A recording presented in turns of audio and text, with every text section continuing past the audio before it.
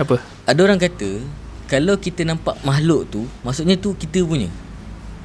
Ada ustaz tu kata kalau kita nampak makhluk tu, itu kita punya. Oh, saya tak pernah dengar statement ni. Statement ni dah lama, 3 tahun lepas. Ada orang mengeluarkan statement sebegitu rupa. Awak setuju ke? Oh, ini first time dengar. Tapi benda tu membuatkan tertanya-tanya lah, betul ke tak kan? Sebab dia kata mungkin di kalangan kita ada 6 orang, tapi salah seorang je nampak, itu dia punya sendiri. Tapi dia ingat benda tu kacau dia, padahal dia punya. Ada orang kata itu saka. Oh. Tapi nak kata legit tak legit pun tak pasti juga. Okey. Sebab benda ni kan, orang kan kata kalau 10 benda yang lain benda manusia bercakap, 10 tak boleh percaya dulu. Betul. So tak percaya benda tu betul ke tidak sebenarnya.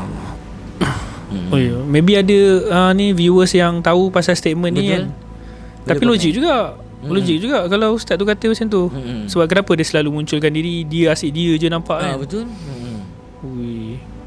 Something to wonder lah. Harap-harap ada viewers yang boleh explain. Maybe ada, kalau ada tahu pasal ustaz tu bagi tahu lah kita orang. Saya pun nak tengok kan kalau dia ada video. Dia ada video ke statement bagi tu macam tu? Dulu ada video, cuma 3 tahun lepas punya video. Dah tak ingat kan ustaz mana yang cakap kan.